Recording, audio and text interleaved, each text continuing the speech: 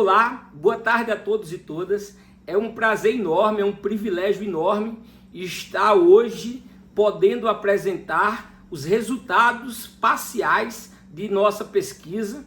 Quero registrar que essa pesquisa é fruto de um projeto de PIBIC do Instituto Federal de Alagoas e é uma pesquisa feita em várias mãos. Quero registrar, por exemplo, a participação da aluna Luna Elara, da aluna Giovana Zumba e dos doutores em Ciência da Religião e professores do Instituto Federal de Alagoas, Flávio Veiga e Fábio Salles. Eu queria agora ficar mais tranquilo para tecer para vocês o privilégio que eu estou sentindo em ouvir todos vocês, todas vocês. Foi imensamente prazeroso participar desse momento e agora eu vou dividir também um pouquinho da nossa pesquisa, um pouquinho do que nós nos aventuramos a pesquisar. Um tema um tanto complexo, mas espero que eu consiga destrinchar aqui em um curto espaço de tempo.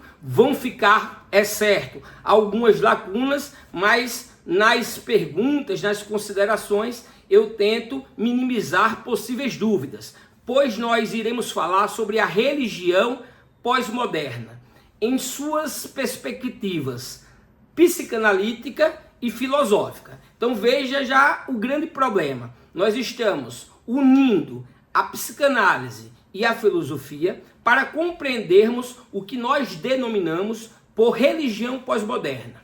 Antes de mais nada, eu queria dizer o seguinte: não dá em um prazo tão curto para conceituar, para definir o que é a religião pós-moderna. Mas eu tenho um livro, Religião Pós-Moderna, que está lá descrito, não só no livro, diversos artigos que publiquei, inclusive artigos em revistas renomadas, quais A1, por exemplo, Religião e Pós-Modernidade. Então, se você ou vocês quiserem se debruçar sobre o conceito, entender melhor, eu indico esses textos, porque aqui fica difícil para mim falar o que é a religião pós-moderna nesse curto espaço de tempo e não conseguir avançar para a análise psicanalítica e filosófica. Beleza? Então, dito isso, tanto a religião pós-moderna quanto o próprio conceito de pós-modernidade nos é muito caro.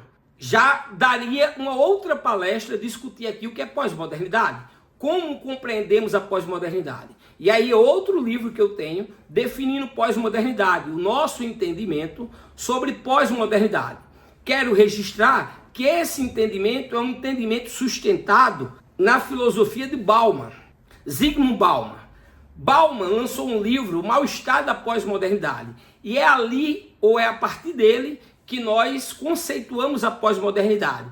Bem diferente de Lyotard. Lyotard, lá por volta de 1979, filósofo francês, disse que nós vivemos em tempos pós-modernos. E para Lyotard, a pós-modernidade ela é a ruptura com a modernidade. Ela é o fim da modernidade, ela é uma nova fase. Nós não compreendemos assim, no nosso entendimento. A pós-modernidade é uma modernidade se radicalizando, é a continuação, o aprofundamento da própria modernidade, porque compreendemos que existem algumas características que permanecem nos dias atuais, que são próprias da modernidade. E aqui eu precisaria de muito tempo para definir modernidade. Mas, por exemplo, a racionalidade. Racionalidade, o antropocentrismo, são características da modernidade, que permanecem. No entanto, existem outras grandes características dos tempos atuais, dos sujeitos e dos indivíduos atuais, que já não mais podem ser caracterizadas como sendo modernas. E a estas nós dizemos que são pós-modernas. Então veja, nós vivenciamos em uma realidade moderna e pós-moderna. É como diria Bauman, a pós-modernidade é nada mais que a modernidade se psicanalizando, ela pensando em si mesma, ela refletindo sobre os seus erros e os seus acertos. Então a pós-modernidade é marcada, dentre outras questões, pela descrença nas mega narrativas, nas grandes verdades, nas verdades absolutizadas. É marcada pela fragmentação dos sujeitos, fragmentação das instituições, descrença nas instituições como Estado, família, escola, da pluralidade, da diversidade, e também é caracterizada por uma crise de identidade, como diria Stuart Hall, um grande antropólogo que eu já destaco aqui como uma leitura muito boa para quem pretende estudar sobre. Então, dito isso, eu quero já exortar que estudar pós-modernidade não me faz ser pós-moderno. Há uma confusão, há uma leitura equivocada de que quem estuda pós-modernidade é pós-moderno. Não é o meu caso. Muito pelo contrário, eu tenho duras críticas à pós-modernidade. Eu recentemente publiquei um texto em uma revista renomada também, Transmodernidade, um passo para além da pós-modernidade, onde eu coloco as limitações da pós-modernidade e discuto como opção, como alternativa, a transmodernidade discutida por Henrique Dussel. A transmodernidade levando em consideração a lógica eurocêntrica que precisa ser constatada e superada, coisa que a pós-modernidade não faz. Então vejamos, estudar a pós-modernidade não me faz ser pós-moderno. Só que, voltando para a nossa temática, religião pós-moderna, eu preciso discorrer que existem características na religião atual, características da religiosidade, que diferem esse momento religioso, nessa vivência com o sagrado, essa vivência de fé, ou mesmo as instituições religiosas, o que nós chamamos de religião, de outros momentos anteriores à modernidade ou à pós-modernidade. O mundo pré-moderno era uma coisa, o mundo moderno transformou e impactou as transformações que agora nós chamamos de pós-modernidade. Então eu, por exemplo, nas minhas pesquisas de mestrado e doutorado, eu estudo muito Nietzsche, eu discuto, por exemplo, a morte de Deus, a metáfora da morte de Deus em Nietzsche, discuto contra o Nietzsche. Porque, por exemplo, os mestres da suspeita, segundo Ricoeur, aí eu falo do Nietzsche, do Freud, do Marx, eles proclamaram, fizeram previsão de que a religião ia acabar. E eu digo, por exemplo, que não, o Nietzsche estava equivocado. Deus não morreu. Aquele Deus absoluto, fundamento último, metafísico, sustentação para o mundo ocidental, que fundamentou toda a realidade pré-moderna, de repente o Nietzsche até está correto, ele morreu. No entanto, houve uma ressignificação de Deus. Um Deus personalizado ao gosto do freguês, personalizado ao interesse, para atender às necessidades mais subjetivas do que nós ousamos chamar de sujeitos pós-modernos. Então vejam, defendo nos meus livros e nos meus artigos uma ressignificação da figura de alteridade de Deus. Deus foi ressignificado. Então se previa que a religião ia acabar, o que a gente percebe, pelo menos a título de América Latina, é o oposto. A religião nunca foi tão forte. Ou melhor, é tão forte quanto no passado, diria Peter Berg, em Dossel Sagrado, ou mesmo um livrinho fininho, maravilhoso do Eduardo Cruz, Persistência dos Deuses, no qual ele explica, por exemplo, essa persistência, eu não gosto muito da palavra reavivamento, mas direi aqui, esse reavivamento da religião ou de Deus. Então, os mestres da suspeita parece que erraram, só que acertaram, ou Nietzsche acertou, no seguinte sentido: aquele Deus, fundamento último, metafísico, pode ter morrido, mas houve uma ressignificação de Deus. Abre um parênteses, por que eu estou falando sobre isso? Porque essa é parte da minha pesquisa, que não necessariamente, e aqui estarei a desenvolver nesses minutos que tenho junto com vocês, mas é importante para demarcar de onde eu vou partir. Eu vou partir de uma religião ressignificada, de uma religião adaptada aos interesses do sujeito. Aqui eu estou falando da religião institucional e da religiosidade também ressignificada. Houve uma alteração na forma como os indivíduos vivenciam as suas experiências religiosas. E está aí, para não nos deixar enganar, a explosão de diversos novos movimentos religiosos que buscam experiências religiosas que aplaquem o vazio existencial, como eu direi e discutirei na psicanálise, bem como que dê ou dote de sentido suas vidas em um mundo de crise de identidades, como falei anteriormente. Então veja, diante do cenário de pós-modernidade, de crise de sentido, de crise de identidade, de fragmentação de mundo, uns retornam para a tradição, onde há segurança, e aí voltam para a religião tradicional, que agora está ressignificada e se adapta às necessidades desse fiel. Nesse, sobretudo, mercado de fiéis, disputa de mercado de fiéis. Diversas religiões disputando os fiéis. Mas, enfim, aqui se explica, por exemplo, a expansão dos fundamentalismos religiosos. Por outro lado, outra parte desses sujeitos pós-modernos negligenciam a religião institucional. Isso não quer dizer que deixem de ser religiosos. É o que o Thomas Luckmann chamou, por exemplo, de religião invisível. Ou que a Revelegê falou de bricolagem. Tem o convertido, que é esse que eu falei, que vai para a tradição em busca de segurança e identidade, de pertencimento, e o peregrino, que vai buscar novas experiências que atendam às suas necessidades mais subjetivas, mais individualizadas de gozo pleno, de tentativa de preencher o vazio existencial, tal qual discutiremos na psicanálise. Então é a partir daqui que eu estou iniciando, dessa religião pós-moderna, deste cenário. Por quê? Porque nós estamos querendo entender em nossa pesquisa, a partir de um olhar psicanalítico e filosófico, como compreendermos essa religião pós-moderna. Para tanto, nós estamos integrando a análise psicanalítica e a análise filosófica. Na psicanálise, nós estamos bebendo em Freud, Lacan e também em Lebrun, Jean-Pierre Lebrun, um psicanalista francês, é professor da Universidade de Paris, que discute, por exemplo, um conceito muito caro para a gente, infelizmente não dá para aprofundar aqui, que é a perversão comum. Ele discute a perda da autoridade paterna, debatendo, por exemplo, com a morte de Deus e Nietzsche. E a gente traz também na pesquisa. Mas, sobretudo, na filosofia, nós trabalhamos dois teóricos, Bauman e Taylor, Zygmunt Bauman e Charles Taylor.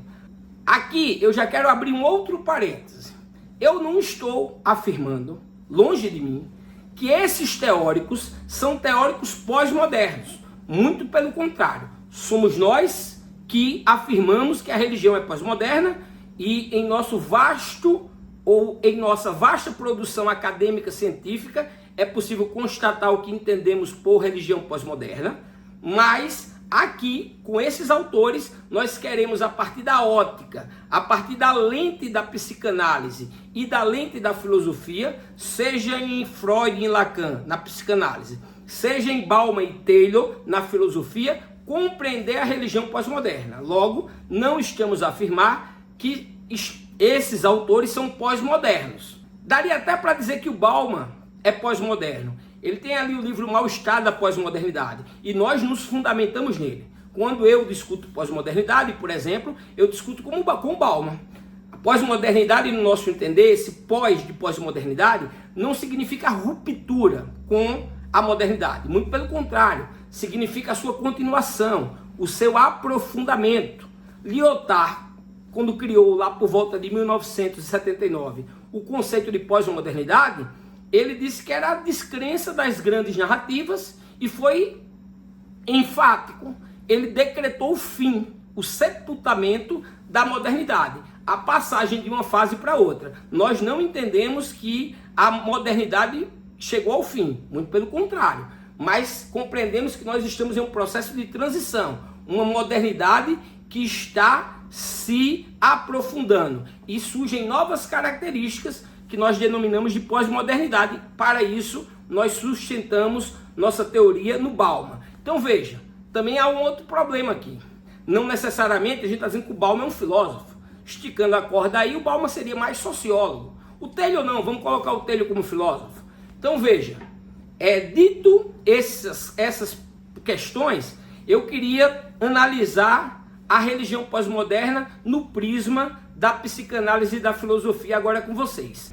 Assim, a partir da psicanálise de Freud e Lacan, nós podemos compreender a religião como uma resposta ao vazio existencial, a ausência estrutural que caracteriza o que nós ousamos chamar de sujeitos pós-modernos.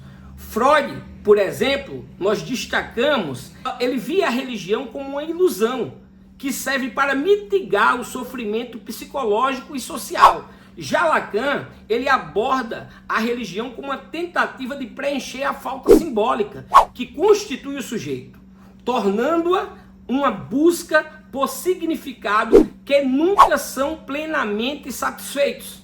E aí vem um conceito de gozo pleno. Para a psicanálise, nós temos um vazio, sobretudo em Lacan. Esse vazio nós tentamos preencher. E, por exemplo, muitos vão tentar preencher esse vazio existencial com as experiências religiosas. E são experiências religiosas que normalmente tendem a ser, sobretudo as novas experiências religiosas, hedonistas, para aplacar as minhas necessidades individuais, para aplacar essa necessidade de preenchimento de vazio, o que não é possível, porque, segundo Lacan, não existe plenitude. Então, é nesse sentido que mantemos a perspectiva da busca pelo sagrado, pelo religioso. Tais compreensões se entrelaçam, Freud e Lacan, com uma perspectiva filosófica, ou com as perspectivas filosóficas de Taylor e de Bauman. De Taylor, por exemplo, que embora reconheça o processo de secularização, mas tem que ter cuidado com a secularização de Taylor. O mundo está secular, a secularização avançou, mas não quer dizer que as pessoas estão menos religiosas. Por exemplo, o Luckmann vai falar da religião invisível. As pessoas não querem mais instituição religiosa, ou melhor, parte delas, mas continuam religiosas. Ou a própria Revelegé com o peregrino e o convertido. E o Taylor não é diferente, ele vai falar de uma secularização, mas ele vê a religiosidade ainda, mesmo nesse mundo secular, no seu livro A Era Secular, como uma religiosidade que manifesta uma busca contínua por autenticidade, conceito caro para o Taylor, e sentido. Então a religião, na perspectiva filosófica, conversando, dialogando com a necessidade ou interpretação psicanalítica em Taylor, é essa busca por autenticidade e por sentido dos sujeitos pós-modernos, especialmente em um contexto pluralista e fragmentado, que são características próprias da pós-modernidade. Uma vez que argumenta que, ainda com a pluralidade da pós-modernidade, os indivíduos continuam, segundo Taylor, a recorrer à religião como uma forma de encontrar um fundamento para suas existências individuais e coletivas, mesmo que esse fundamento não seja mais garantido pelas instituições tradicionais.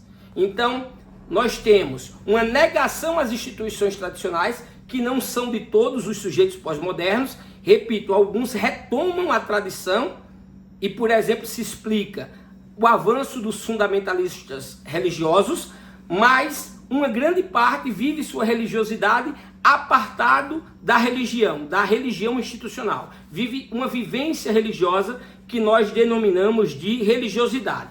Então, nessa mesma direção, precisamos ressaltar a teoria da modernidade líquida do Bauman. Então veja, pós-modernidade é tão difícil de discutir que, mesmo nos apoiando em Bauman, discutindo a pós-modernidade, ele depois, mais à frente, vai voltar atrás e vai dizer que não é pós-modernidade, é a modernidade líquida. Então veja a dificuldade que temos de conceituar a pós-modernidade.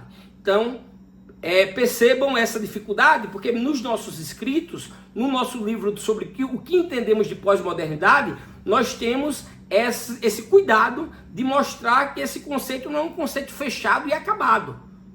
nem mesmo quando nós utilizamos Bauman. Mas continuemos. Nessa perspectiva pós-moderna, né, de Bauman, ele nos oferece uma visão sobre a fluidez da religião na pós-modernidade, propondo que as crenças e práticas religiosas, assim como outras formas de identidade, tornaram-se cada vez mais instáveis, mutáveis e personalizadas.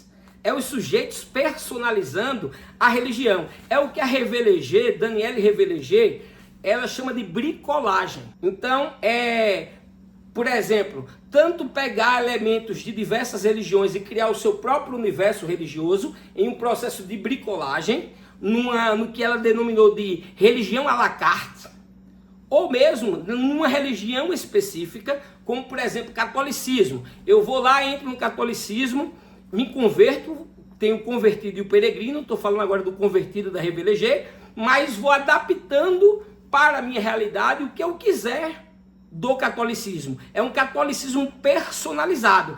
Assim defendo eu em outras pesquisas dos meus livros, se faz com Deus também. Se personaliza Deus. É um Deus personalizado ao gosto do cliente, ao gosto do fiel.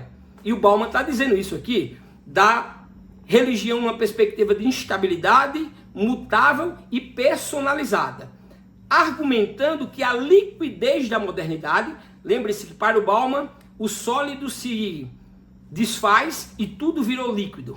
Não há mais segurança, não há mais solidez em nada, muito menos nos conceitos. Não há uma religião sólida, o amor não é mais sólido, tudo é líquido, tudo é mutável, tudo está em processo de transformação. Tudo é transitório.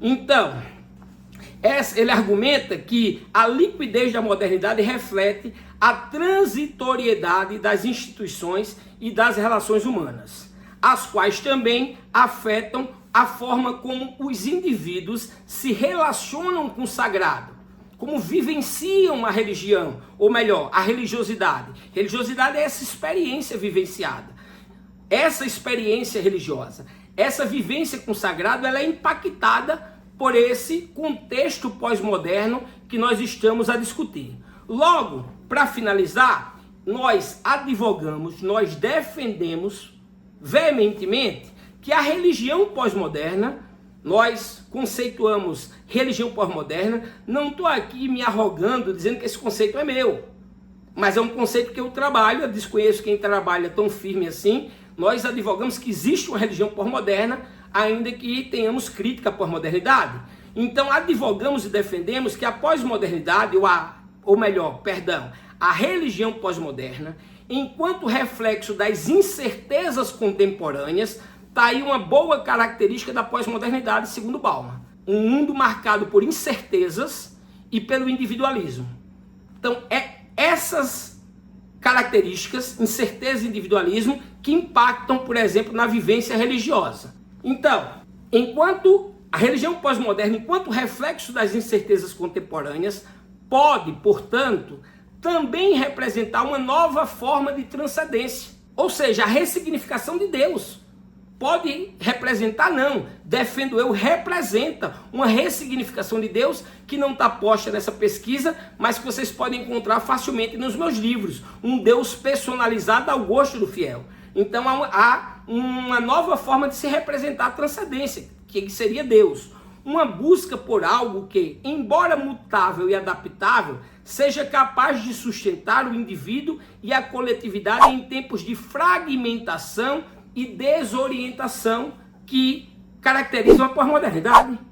Mundo fragmentado, crise nas instituições, crise de identidade, marcado por uma desorientação, até Deus vai ser ressignificado, vai ser adaptado à minha visão de mundo, às minhas necessidades. Nesse contexto, a religião ou religiosidade pós-moderna não é descartada ou superada, como os mestres da suspeita falaram. Para Freud, a religião é uma neurose coletiva. Marx é o ópio do povo, embora ele tenha dito que é o grito dos oprimidos. Para Nietzsche, por exemplo, ele vai atacar o cristianismo como poucos, a religião como poucos. A religião a despeito dos mestres da suspeita, como diz Zico Ré, ela se mantém firme. Ela se mantém firme. Ela não foi descartada ou superada, e sim transformada. Agora, enquanto cientistas da religião, pesquisadores, pesquisadoras, estudantes, nós precisamos entender que houve uma transformação e como se dá essa transformação da religião ou da religiosidade, mostrando-se como uma prática fundamental na navegação da complexidade da vida contemporânea numa condição pós-moderna, marcada pela constante busca de sentido, conexão e identidade. Religião persiste por conta da busca de sentido. Peter Berg mesmo diz que a religião é a maior ferramenta contra a anomia. O que é anomia? O caos, a completa falta de sentido. Se a religião é uma construção humana, ela é uma das mais importantes construções humanas, porque ela é uma ferramenta contra a anomia, contra a ausência de sentido. Ela é ou dota a vida dos indivíduos de significado. Ela é uma perspectiva de socialização e conexão e integração entre pessoas e nos identifica. Beleza?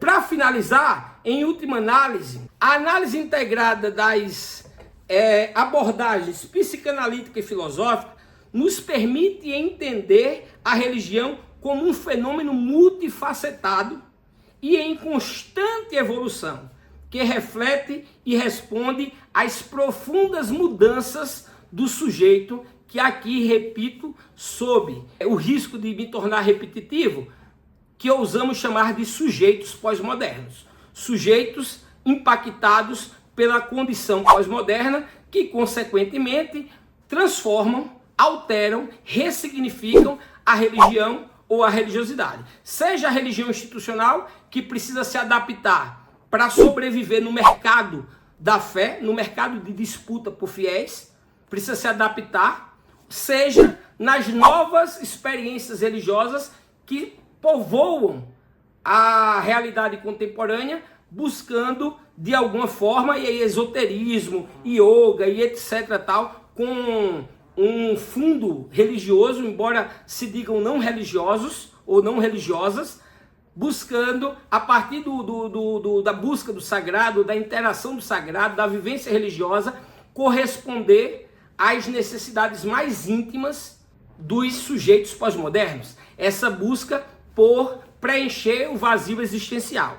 Então fica aqui a minha fala, agradeço muito a todos e todas que estiveram presentes aqui assistindo, peço perdão humildemente, porque o tempo é muito curto, já passei do meu tempo, estou vendo aqui, como o tempo é muito curto, eu não pude desenvolver mais o que gostaria, mas assim, muitíssimo obrigado, tenho aprendido muito com todos vocês, e fica aqui minha contribuição nessa tarde de hoje, ter vindo em Minas Gerais, ter vindo para Belo Horizonte, para o encontro da SOTE, o 37º encontro da SOTE, Congresso Internacional da SOTE, para dividir com vocês o fruto de nossas pesquisas, é um privilégio imenso. E por fim, quero novamente registrar o apoio do Instituto Federal de Alagoas e os demais pesquisadores e pesquisadoras dessa pesquisa, Luna Elara, Flávio Veiga, Fábio Salles